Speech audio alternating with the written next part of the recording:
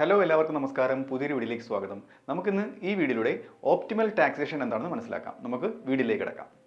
Optimal taxation, നമുക്ക് ആദ്യം എന്താണ് ഓപ്റ്റിമൽ ടാക്സേഷൻ കൊണ്ട് ഉദ്ദേശിക്കുന്നത് മനസ്സിലാക്കാം. അതായത് optimal taxation is an economic theory. ഇതൊരു എക്കണോമിക് തിയറിയാണ് that seeks to design a tax system. അതായത് ഒരു ടാക്സ് സിസ്റ്റത്തിന് വേണ്ടിയിട്ട് ഉദ്ദേശിക്കുന്ന ഒരു തിയറിയാണിത്. Okay, that maximises social welfare. അതായത് സോഷ്യൽ വെൽഫെയർ, സാമൂഹിക ക്ഷേമം മാക്സിമൈസ് ചെയ്യുന്ന ഒരു ടാക്സ് സിസ്റ്റമാണ് ഈ ഓപ്റ്റിമൽ ടാക്സേഷൻ എന്ന് പറയുന്നത്. അതായത് ഒരു സൊസൈറ്റിയിൽ ഒരു ടാക്സ് ഇമ്പോസ് ചെയ്യുമ്പോഴത്തേക്ക് അത് ആർക്കും ഒരു ബേർഡൻ ആവരുത്. ഓക്കെ, അവരുടെ ക്ഷേമം കൂട്ടുകയാണ് ചെയ്യുന്നത്. അങ്ങനെ ആ രീതിയിലുള്ള ഒരു ടാക്സ് സിസ്റ്റം ആയിരിക്കണം ഈ ഓപ്റ്റിമൽ ടാക്സേഷൻ എന്നത്. Okay, while minimising economic distortion. അതായത് എക്കണോമിക് ആയിട്ടുള്ള എന്തെങ്കിലും ഡിസ്റ്റോർഷൻസ്, അതായത് ഒരു സാമ്പത്തിക വൈകൃതം ഉണ്ടാക്കുന്ന രീതിയിലുള്ളതായിരിക്കരുത്.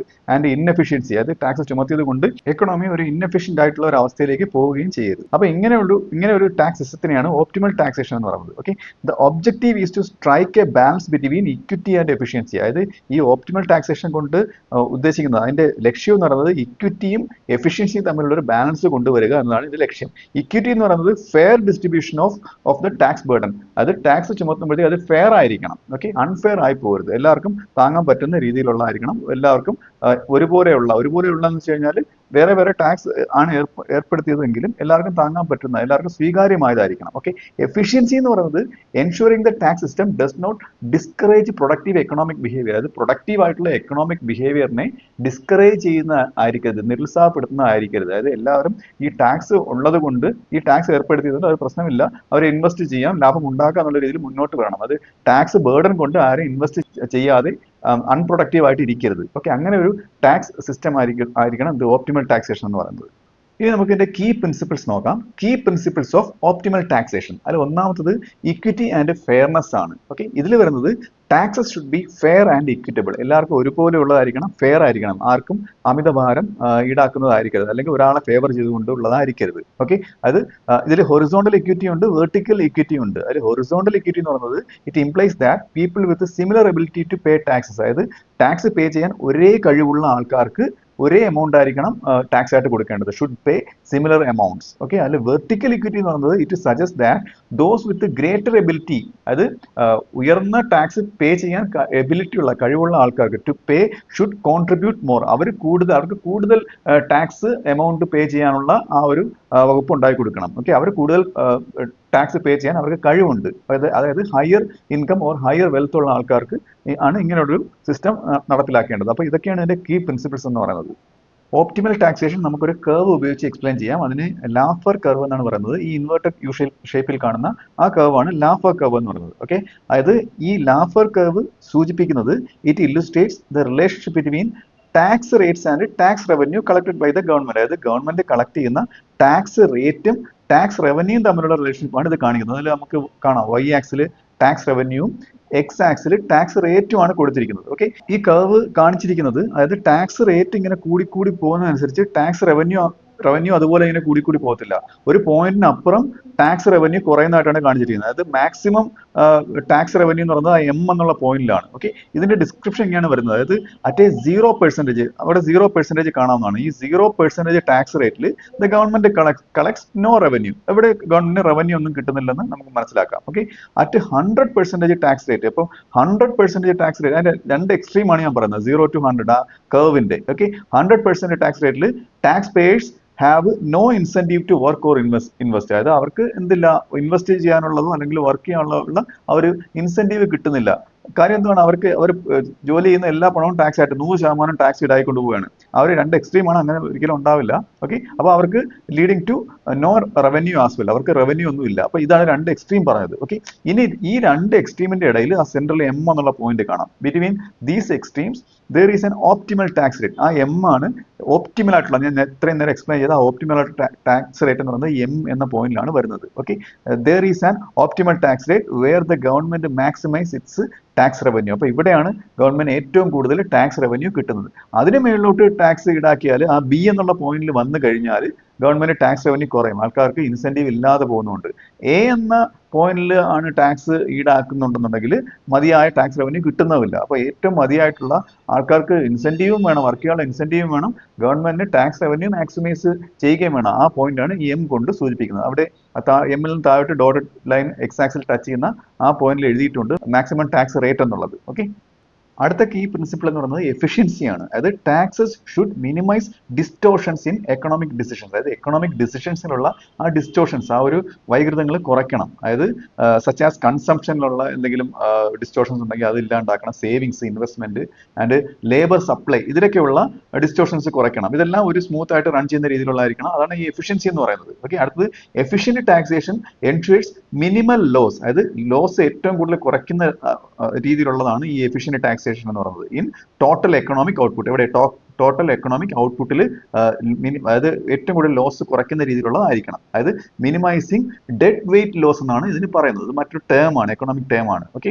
അടുത്തത് മൂന്നാമത്തത് സിംപ്ലിസിറ്റി ആൻഡ് അഡ്മിനിസ്ട്രേറ്റീവ് ഫീസിബിലിറ്റി ആണ്. ഓക്കെ, സിമ്പിൾ ആയിരിക്കണം, അഡ്മിനിസ്ട്രേറ്റീവ് ആയിട്ട് ഭരണതലത്തിൽ നല്ലൊരു ഫീസിബിലിറ്റി ഉള്ളതായിരിക്കണം. ഫീസിബിലിറ്റി എന്ന് ഉദ്ദേശിച്ചത് പ്രായോഗികത ഉള്ളതായിരിക്കണം, പ്രയോഗിക്കാൻ പറ്റുന്ന രീതിയിലുള്ളതായിരിക്കണം. അതായത് tax system should be easy to understand and enforce. അത് നടപ്പിലാക്കാനും മനസ്സിലാക്കാനും എളുപ്പമുള്ളതായിരിക്കണം. ഇത് ഇതിന്റെ ഒരു കീ പ്രിൻസിപ്പിൾ ആണ്.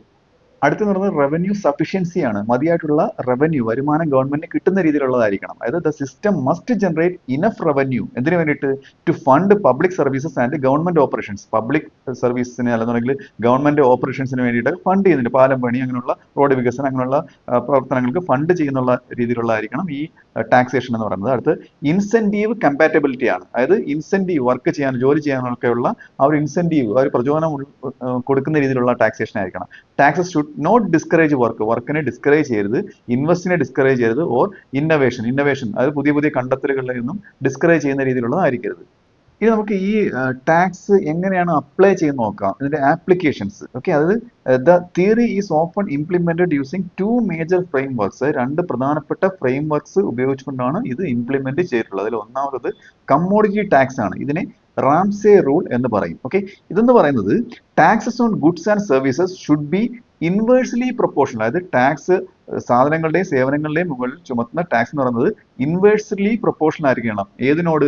To their elasticity of demand. അതിന്റെ ഇലാസ്റ്റിസിറ്റി ഓഫ് ഡിമാൻഡിനോട് ഓപ്പോസിറ്റ് ആയിട്ടുള്ള പ്രൊപ്പോർഷൻ ഉള്ളതായിരിക്കണം. എന്ന് വെച്ച് കഴിഞ്ഞാൽ essential goods with inelastic demand. അതായത് ഇലക്ട്രിസിറ്റി എന്ന് വെച്ചാൽ എസെൻഷ്യൽ ഗുഡാണ്. ഇൻലാസ്റ്റിക് എന്ന് വെച്ച് കഴിഞ്ഞാൽ എത്ര പ്രൈസ് കൂടിയാലും ആൾക്കാർ ഉപയോഗിക്കുന്നു, അത് മേടിക്കുന്നു. ഇത്തരത്തിലുള്ള ഗുഡാണ് ഇൻലാസ്റ്റിക് ഗുഡ് എന്ന് പറയുന്നത്. ഓക്കെ, അപ്പോൾ ഇങ്ങനെയുള്ള എസെൻഷ്യൽ ആയിട്ടുള്ള ഗുഡ്സിന് ക്യാൻ ബിയർ ഹയർ ടാക്സസ്. അപ്പോൾ അതിന് ടാക്സ് കൂട്ടാം. ഓക്കെ, അപ്പോൾ അതാണ് ഈ റാംസേ റൂൾ കൊണ്ട് ഉദ്ദേശിക്കുന്നത്. Okay, than luxury goods. അപ്പോൾ ലക്ഷറി ഗുഡ്സിന് ടാക്സ് കൂട്ടിയിട്ടും കാര്യമില്ല. അതായത് ആൾക്കാർ ഒരുപാട് കാശ് ഉള്ളപ്പോഴാണ് ഈ ലക്ഷറി ഗുഡ്സ് പോയി മേടിക്കുന്നത്. ഓക്കെ, അതിന് ടാക്സ് കൂട്ടിയാലും ഒരുപാട് ടാക്സ് റവന്യൂ ജനറേറ്റ് ചെയ്യപ്പെടണമെന്നില്ല. അതാണ് ഈ ഇൻവേഴ്സ്ലി പ്രൊപ്പോർഷൻ കൊണ്ട് ഉദ്ദേശിച്ചത്. അതാണ് ടാക്സസ് ദാൻ ലക്ഷറി ഗുഡ്സ് വിത്ത് ഇലാസ്റ്റിക് ഡിമാൻഡ് എന്ന് പറയുന്നത്. അടുത്ത ഫ്രെയിം വർക്ക് എന്ന് പറയുന്നത് ഇൻകം ടാക്സസ് ആണ്. ഇതിനെ മെർലീസ് മോഡൽ എന്നും പറയുന്നുണ്ട്. അതായത് a progressive income tax structure is often recommended. Progressive ആയിട്ടുള്ള ഇൻകം ടാക്സ്, അതായത് ഇൻകം കൂടുന്നതിനനുസരിച്ച് ടാക്സ് റേറ്റും കൂടുന്നുള്ളത്. Okay, where tax rates rise with income levels. അതായത് ഇൻകം ലെവൽ കൂടുന്നതിനനുസരിച്ച് ടാക്സ് റേറ്റും കൂടുന്നു, while balancing incentives for work and effort. അപ്പം അത് എന്ത് ചെയ്യാൻ പാടില്ല? ഡിസ്കറേജ് ചെയ്യാൻ പാടില്ല. അവർ വർക്കും ചെയ്യാനും ഇൻവെസ്റ്റ് ചെയ്യാനുള്ള ആ ഒരു ഇൻസെന്റീവ് കൊടുക്കുകയും വേണം. ഓക്കെ, ഇങ്ങനെയുള്ള ടാക്സ് റേറ്റ് ആണ് ഈ ഇൻകം ടാക്സ് റേറ്റ്, അതായത് മെർലീസ് മോഡലിൽ വരുന്നത്. ഇനി നമുക്ക് ഈ ഓപ്റ്റിമൽ ടാക്സേഷൻ കൊണ്ടുവരുമ്പോഴത്തേക്ക് നേരിടേണ്ടി വരുന്ന വെല്ലുവിളികൾ എന്തൊക്കെയാണെന്ന് നോക്കാം. ചലഞ്ചസ്. അതിൽ ആദ്യത്തേത് ഇൻഫർമേഷൻ അസിമെട്രിയാണ്. മതിയായിട്ടുള്ള ഇൻഫർമേഷൻ ഇല്ലാതെ പോകുന്ന ഒരു അവസ്ഥ. എന്തിനെ കുറിച്ചുള്ള information? Governments may lack information about individual productivity. ആൾക്കാരുടെ പ്രൊഡക്ടിവിറ്റി കറക്റ്റ് ആയിട്ട് ഗവൺമെന്റിന് ആ ഒരു ഇൻഫർമേഷൻ കിട്ടാതെ പോകുന്ന ഒരു അവസ്ഥ. എന്നാലേ എത്ര ടാക്സ് ചുമത്തണമെന്ന് തീരുമാനിക്കാൻ പറ്റത്തുള്ളൂ. അത് മാത്രമല്ല ഓർ പ്രിഫറൻസസ്. ആൾക്കാർ ഏറ്റവും കൂടുതൽ പ്രിഫർ ചെയ്യുന്ന ഏതാണ് ഇൻലാസ്റ്റിക് ആയിട്ടുള്ള ഗുഡ് എന്ന് പറയുന്നത്, അല്ലെങ്കിൽ സർവീസ് എന്ന് പറയുന്നത്. ഓക്കെ, അപ്പോൾ അങ്ങനെ വരുമ്പോഴത്തേക്കാണല്ലോ അവർക്ക് അതിനുമേൽ ടാക്സ് ഈടാക്കി കുറച്ച് ടാക്സ് റവന്യൂ കളക്ട് ചെയ്യാൻ പറ്റുന്നത്. അപ്പോൾ ഇതിനെപ്പറ്റിയുള്ള മതിയായിട്ടുള്ള ഇൻഫർമേഷൻ, അതായത് അസിമെട്രി ആയിട്ടുള്ള ഇൻഫർമേഷൻ ഉണ്ടാകുന്ന ഒരു അവസ്ഥയാണ് ആദ്യത്തെ വെല്ലുവിളി എന്ന് പറയുന്നത്. അടുത്തത് trade off between equity and efficiency. ഞാൻ നേരത്തെ പറഞ്ഞ ഇക്വിറ്റിയും എഫിഷ്യൻസിയും തമ്മിൽ കറക്റ്റ് മാച്ച് ആയിട്ട് പോകുന്നില്ല. ഓക്കെ, ഇക്വിറ്റി കൂടുമ്പോഴത്തേക്ക് ചിലപ്പോൾ എഫിഷ്യൻസി കുറയുന്നുണ്ട്. ഓക്കെ, അങ്ങനെ ഒരു അവസ്ഥ. അതായത് ഹൈലി പ്രോഗ്രസീവ് ടാക്സസ്, ഒരുപാട് ഉയർന്ന പ്രോഗ്രസീവ് ടാക്സ് കൊണ്ടുവരുമ്പോഴത്തേക്ക് can reduce incentives to work for invest, അതായത് ഇങ്ങനെ വരുമ്പോഴത്തേക്ക് അവർക്ക് വർക്ക് ചെയ്യാനുള്ള ആ ഒരു ഇൻസെന്റീവ് റെഡ്യൂസ് ചെയ്യുകയാണ് ചെയ്യുന്നത്. അങ്ങനെ ഒരു അവസ്ഥ ഉണ്ടാകുന്നുണ്ട്. അതൊരു മറ്റൊരു ചലഞ്ചാണ്. അടുത്തത് പൊളിറ്റിക്കൽ ആൻഡ് സോഷ്യൽ കൺസ്ട്രെയിൻസ്, അതായത് രാഷ്ട്രീയപരമായിട്ടുള്ള സാമൂഹികപരമായിട്ടുള്ള ചില പ്രശ്നങ്ങളുണ്ടാവും. അതായത് practical tax policies may diverge from theoretical ideas, അതായത് തിയറട്ടിക്കൽ ഐഡിയസിൽ നിന്ന് ഡൈവേർജ് ചെയ്ത് മാറിപ്പോകുന്നതാണ് പ്രാക്ടിക്കൽ സെൻസിൽ വരുമ്പോഴത്തേക്ക്, പ്രാക്ടിക്കൽ ആയിട്ടുള്ള നടപ്പിലാക്കുന്ന ആ ഒരു ഭാഗത്ത് വരുമ്പോഴത്തേക്ക് എന്താണ് തിയറട്ടിക്കൽ ആയിട്ടുള്ള ആ ഒരു ഐഡിയയിൽ നിന്ന് മാറിപ്പോകും ഡ്യൂ ടു പബ്ലിക് ഒപ്പീനിയൻ. അത് പബ്ലിക് ഒപ്പീനിയൻ മുഖാന്തരവും പൊളിറ്റിക്കൽ കൺസിഡറേഷൻ, രാഷ്ട്രീയപരമായിട്ടുള്ള ആ കൺസിഡറേഷൻ കൊണ്ടുമാണ് ഇതൊക്കെ സംഭവിക്കുന്നത്. In practice countries attempt to apply elements of optimal taxation, അത് രാജ്യങ്ങൾ ഈ ഓപ്റ്റിമൽ ടാക്സേഷൻ അപ്ലൈ ചെയ്യാൻ വേണ്ടിയിട്ട് ശ്രമിക്കാറുണ്ട്. But often compromise between competing objectives, അതായത് നേരത്തെ പറഞ്ഞ വെല്ലുവിളികളൊക്കെ ഉള്ളതുകൊണ്ട് ചില കോംപ്രമൈസുകൾ നടത്തുകയാണ് പതിവ്. അപ്പോൾ ഈ വീഡിയോ നിങ്ങൾക്ക് മനസ്സിലായെന്ന് വിശ്വസിക്കുന്നു. അടുത്ത വീഡിയോയുടെ മറ്റൊരു വിഷയമായി വീണ്ടും കാണാം.